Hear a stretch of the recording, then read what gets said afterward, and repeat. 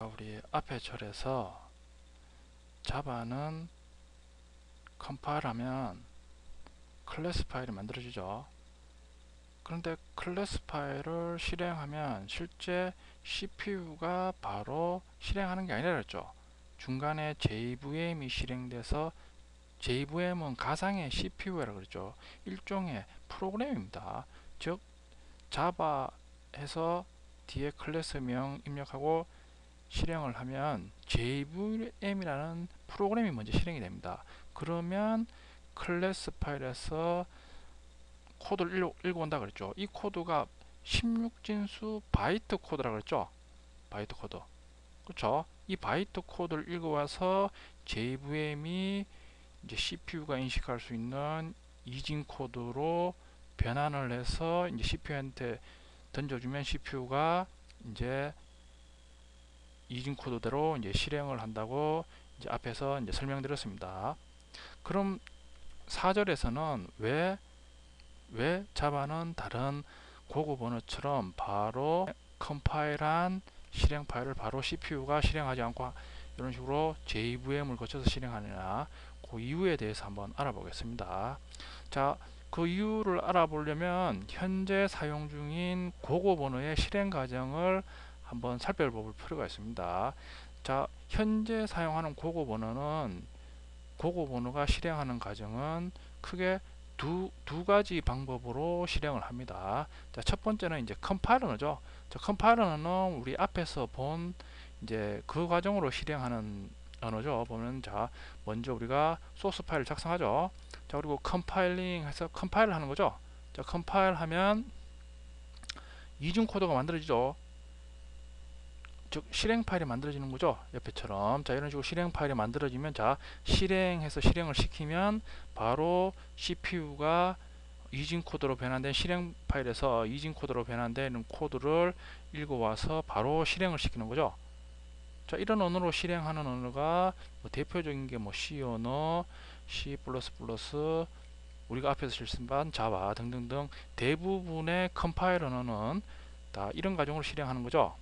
자, 그리고 이제 현재 사용되는 고급 언어의 이제 다른 실행 과정이죠. 인터프리터 언어죠. 인터프리터 언어의 실행 과정이죠. 자, 인터프리터 언어는, 자, 인터프리터 언어도 똑같이 소스를 작성하죠. 자, 소스를 작성하고 인터프리터 언어는 이 소스 자체를 실행을 합니다. 자, 이런 식으로 소스를 실행을 하면, 자, 실행을 하면 이 소스를 바로 CPU가 인식하는 이 소스 파일 자체를 CPU가 바로 실행하는 그런 언어는 아직 없습니다. 자, 이런 식으로 실행을 하면 실제 소스 파일을 실행하는 게 아니라 실행을 하면 내부적으로 해석기라 불리는 인터프리트죠.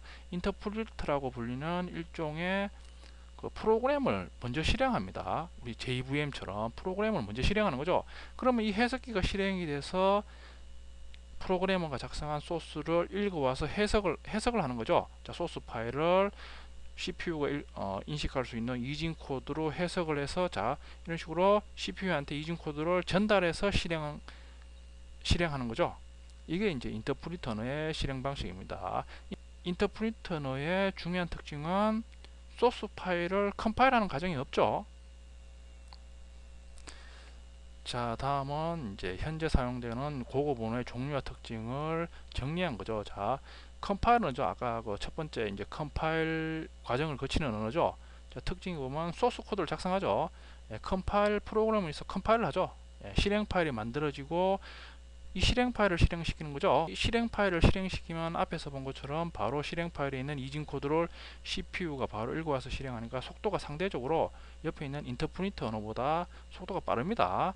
뭐 대표적인 언어가 C++, 비주얼 C++, 오브젝트 C, 자바, 뭐 C 언어 등이 있죠.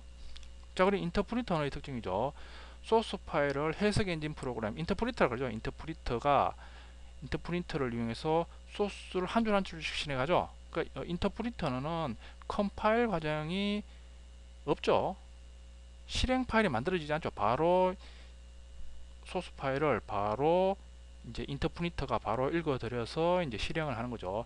자, 인터프리터는 컴파일러보다 이제 상대적으로 속도가 좀 느립니다. 왜냐하면 소스를 인터프리터너가 읽어들여서 소스를 해석해서 변환하는 과정이 따로 필요하기 때문에 상대적으로 이제 컴파일러 언어보다 많이 느리죠. 뭐 대표적인 언어가 자바스크립트, 그리고 우리가 앞에서 본 자바 등이 있죠. 자, 컴파일러 언어하고 인터프리터 언어의 특징을 살펴봤는데, 근데 자바는 보면 컴파일러 언어의 특징도 있고 인터프리터 언어의 특징도 있죠. 앞에서 봤듯이 자바는 우리가 소스를 작성하고 난 다음에 반드시 컴파일 과정을 거쳤죠. 그러니까 컴파일러 언어다 이거죠. 자, 근데 자바를 실행하면 실제 컴파일된 클래스 파일을 실행하는 게 아니었죠. 실행을 하면 JVM이라는 인터프리터겠죠. 인터프리터가 실행이 돼서 클래스 파일을 읽어와서 이제 해석을 해서 CPU한테 그 해석된 이중 코드를 전달해서 실행을 하죠. 그러니까 자바는 두 언어의 특징을 모두 가지고 있죠. 자, 그러면 이 상황에서 왜 자바는 굳이 인터프리터 언어의 특징을 가지느냐? 그게 이제 의문이죠. 자, 인터프리터 언어로 실행을 하면 클래스 파일을 다시 인터프리터가 다시 이진 코드로 변환해서 실행하는 거죠. 상대적으로 느리다 이거죠. 컴파일러 언어보다. 근데 왜 자바는 인터프리터 언어 방식으로 실행하느냐? 그 이유가 중요하죠. 다음은 왜 자바가 굳이 인터프리터 언어의 실행 방식을 따르냐? 그 이유를 이제 설명한 경우죠. 자, 그 이유를 hello world.java를 컴파일로 실행하는 과정으로 설명하고 있죠. 자, 앞에서 실습한 것처럼 hello world.java라는 소스 파일을 만들고 컴파일을 하죠. 그러면 클래스 파일이 만들어지죠. 그러면 자, 이번에 이 클래스 파일을 실행시키면 JVM이 실행이 되죠. JVM. 그렇죠. 그리고 난 다음에 이 클래스 파일을 JVM이 바이트 코드, 클래스 파일의 각각의 코드는 바이트 코드로 이루어져 있다 그랬죠. 이 바이트 코드를 이진 코드로 변환하죠. 그렇죠. 그리고 난 다음에 이진 코드를 운영체제에 넘겨주면 운영체제에서 결국엔 CPU에 전달해서 이런 식으로 헬로 월드를 출력하죠.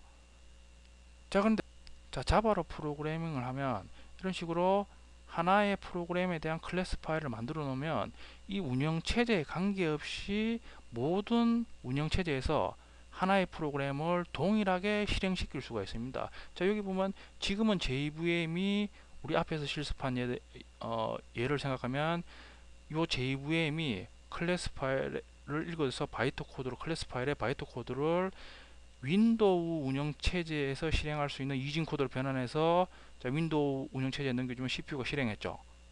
자, 그러면 이제 우리가 리눅스 환경에서 생각하면 리눅스 환경을 예로 들면 자, 클래스 파일을 읽어와 가지고 JVM이 이 바이트 코드를 이번에는 리눅스 환경이니까 리눅스 운영체제에 맞는 이진 코드로 변환해서 리눅스 운영체제에 넘겨서 CPU에 넘겨주면 리눅스 환경에서도 실행이 가능하다 이거죠. 자, 이렇게 함으로써 자바는 자, 프로그램을 각각의 운영체제에 맞게 일일이 운영체제에 맞게 만들 필요 없이 한 번만 만들면 되죠. 한 번만 만들고 난 다음에 그 클래스 파일을 바로 실행을 시키면 JVM이 각각의 운영체제에 맞게 이진 코드로 변환해서 CPU에서 전달하면 이제 모든 운영체제에서 동일하게 실행이 되죠. 그렇죠. 이게 자바 프로그램의 장점이죠. 자, 예를 들어 여러분이 예를 한번 들어보면 자, 여러분들이 요즘 모바일폰에서 스마트폰이죠. 스마트폰에서 여러분들 카카오톡을 많이 사용하죠. 그렇죠. 자, 근데 카카오톡은 보면 안드로이드 폰에서도 카카오톡을 사용할 수 있고, 그렇죠. 아이폰에서도 카카오톡을 사용하고 있죠. 자, 근데 프로그램을 모르는 일반 사용자 입장에서는 안드로이드 폰에 있는 카카오톡이나 아이폰에 있는 카카오톡이나 화면이나 기능이 동일하죠. 일반인 입장에서는 그 카카오톡 만드는 회사에서 카카오톡 프로그램을 하나 만들어 가지고 안드로이드든 아이폰이든 결국에는 앱마켓에 올리겠죠. 올려서 이런 식으로 동일한 프로그램을 다운로드 받아서 사용하는 거 아니냐 이런 식으로 생각을 하죠. 근데 그게 아니죠. 안드로이드하고 아이폰은 아시다시피 운영체제죠. 스마트폰 운영체제죠. 그렇죠. 운영체제니까 이 각각의 운영체제에서 실행되는 그 이진 코드의 종류는 다르죠. 안드로이드 폰에서 실행되는 그 프로그램을 아이폰에서 실행하면 실행이 안 됩니다. 그러니까 카카오톡 회사에서도 각각의 운영체제에 맞는 카카오톡 개발팀이 따로 있는 거죠. 자, 이런 식으로 따로 이제 개발팀을 만들어 놓고 뭐 화면이나 뭐 기능 같은 걸 이제 통일을 시키는 거죠. 어쨌든 간에 운영체제별로 따로 같은 프로그램이라도 운영체제별로 따로 만들어 줘야 됩니다. 자, 이런 식으로 만들면 상식적으로 생각하더라도 비효율적이죠. 그 운영체제가 다르더라도 같은 기능이고 같은 화면인데 이런 식으로 따로따로 만들면 말 그대로 그 이제 인력이나 비용이 더 많이 들죠. 그렇죠. 또 그러다가 또 새로운 운영체제가 나오면 또 새로 그 운영체제에 대한 또 인력이나 개발 인력을 또 만들어서 또 운영을 해야 된다 이거죠. 그렇죠. 불편하다 이거죠. 각 운영체제마다 프로그램을 따로따로 만들어줘야 되죠. 자, 근데 자바로 프로그래밍을 하면 자, 여기서 본 것처럼 하나의 소스로 컴파일해서 하나의 클래스 파일을 만들고 난 다음에 어떤 운영 체제에서 실행을 하면 다 이제 실행이 되는 거죠. 당연히 이 JVM은 미리 각 운영 체제에 맞는 JR이죠. JR이가 먼저 설치가 되어 있어야 되겠죠. 자, 그러니까 미리 설치하시고 하나의 소스로 컴파일된 클래스 파일을 실행을 하면 어떠한 운영 체제에서 다 이제 실행이 되는 거죠. 그렇죠. 그러면 우리 카카오톡 예에서 든 것보다 훨씬 개발하는 인력이나 시간이 훨씬 단축되겠죠. 그렇죠. 소스 하나만 관리하면 되니까. 그렇죠. 그러니까 지금 자바가 많이 쓰이고 있는 거죠. 그렇죠. 예를 들어 여러분들 그 자바가 주로 쓰이는 데가 여러분들 그 서버 프로그램이죠.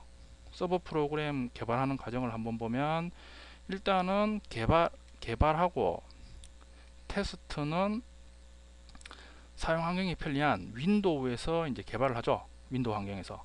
자, 그리고 다 이제 개발하고 테스트까지 다 완료가 되면 실제 운영할 때는 리눅스나 유닉스에 업로드해서 여기서 실행시켜서 운영을 하죠. 따라서 자바로 프로그램을 개발하면 훨씬 효율적이죠. 비용이 적게 든다 이거죠. 현대 소프트웨어에서 뭐 다른 분야도 그렇겠지만 소프트웨어 개발하는데 비용이 적게 든다는 것은 상당히 중요한 메리트죠. 그렇죠. 자바는 한 번만 개발해 놓으면 어떠한 운영 체제에서도 다 사용되기 때문에 다른 언어로 개발할 때보다 훨씬 비용이 적게 되겠죠. 그렇죠. 뭐 지금 그 자바에 나오는 여러 가지 기능이나 뭐 객체 지향 개념 이런 기능은 지금 현재 나오는 다른 언어에도 다 있는 기능이죠. 다른 언어에도 다 있습니다. 다른 언어도 다 있는데 이런 식으로 자바는 한 번만 만들어 놓으면 어떠한 운영 체제에서도 다 동작을 한다. 이 기능 때문에 실제 많이 사용하는 거죠. 자, 다음은 우리가 그 앞에서 실습한 헬로 월드라는 메시지 출력 과정이죠. 윈도우 운영 체제에서 출력 과정이죠. 자, 앞에서 했듯이 헬로 월드 자바 그 소스 작성하시고 자, 컴파일 과정을 거치죠. 그러면 클래스 파일이 만들어지죠. 자, 그리고 실행하면 윈도우에 설치된 JR이죠. JRE의 JVM이 실행이 되는 거죠. 실행이 돼서 바이트 코드를 이진 코드로 변환하고 난 다음에 자, 윈도우 운영 체제에 넘기는 거죠. 그러면 CPU에 전달해서 최종적으로 헬로 월드가 출력이 되는 거죠. 자, 그러면 리눅스 운영 체제에서 헬로 월드 메시지를 출력하는 과정이죠. 자, 윈도우에서 컴파일된 자바 클래스 파일이죠. 자, 앞에서 본 요 헬로 월드 클래스 요걸 리눅스 운영 체제에 업로드를 시킨다 이거죠. 업로드를 시켜서 자, 업로드를 시킨 다음에 자, 이제 실행을 한다 이거죠. 자, 그러면 이번에는 리눅스에 설치된 JRE의 JVM이 실행이 되는 거죠. 자, 실행이 돼서 이번에는 클래스 파일의 바이트 코드를 이번에는 리눅스 운영 체제에서 실행되는 이진 코드로 변환이 되는 거죠. 자, 그리고 난 다음에 리눅스에 이런 식으로 전달하면 리눅스에서는 CPU 전달해서 똑같이 헬로 월드를 동일하게 출력하는 거죠. 자, 이런 식으로 자바 프로그램은 한 번만 만들어 놓으면 어떠한 운영 체제에서도 동일하게 실행이 되는 거죠. 자, 보면 자, 우리 그 JDK 다운로드 사이트로 가면 자, 이런 식으로 운영 체제별로 다 다운로드를 받으라 그랬죠. 자, 이제는 그 이유를 여러분들이 알 수가 있죠. 당연히 미리 만든 자바 프로그램을 각각의 운영 체제에서 실행을 하려면 그 운영 체제는 미리 JR이나 JDK가 깔려 있어야 되겠죠. 자, 이상으로 자바에서 프로그램을 실행하면 왜 JVM이 먼저 실행하는지 그 이유를 한번 알아봤습니다. 자, 근데 중간에 이런 식으로 JVM이 먼저 실행이 돼서 실행하면 좋은 점은 우리 앞에서도 다 했죠. 운영 체제에 관계없이 실행이 된다 이거죠. 자, 그런데 자바가 최초에 나왔을 때는 자, 이런 좋은 장점이 있음에도 불구하고 자, 우리 인터프리터 언어의 특징에 대해서 했듯이 자, 인터프리터 언어는 단점이 속도가 느리죠. 속도가 컴파일 언어보다 속도가 느립니다. 그래서 자바가 처음 나왔을 때는 이런 장점이 있음에도 불구하고 속도가 너무 느리기 때문에 좀 이제 그 외면을 받았죠. 근데 시간이 점점 지나고 이제 CPU 속도나 메모리 용량 뭐 이런 하드웨어 환경이 월등히 좋아지니까 지금은 그런 속도가 늦다 뭐 이런 이런 걸 거의 체감을 할 수 없죠. 그렇죠? 예, 그러니까 지금은 자바가 많이 사용되고 있는 겁니다. 자, 이상으로 자바의 JDK 특징과 여러가지 구성 요소의 기능에 대해서 한번 쭉 이제 학습을 해봤습니다. 이론적인 내용이 많죠. 그렇죠? 결론은 우리가 3장부터 배우는 자바의 기능을 잘 학습해서 여러분들이 소스 작성하고 컴파일한 후 실행을 하면 우리가 앞에서 배운 JDK 여러 기능이 다 알아서 해준다 그런 의미입니다. 그리고 앞에서 배운 JRE 기능 외에 JRE는 백그라운드에서 더 많은 기능을 수행합니다. 그런 기능은 우리가 뒷 챕터를 배우면서 하나하나씩 익혀 나가겠습니다.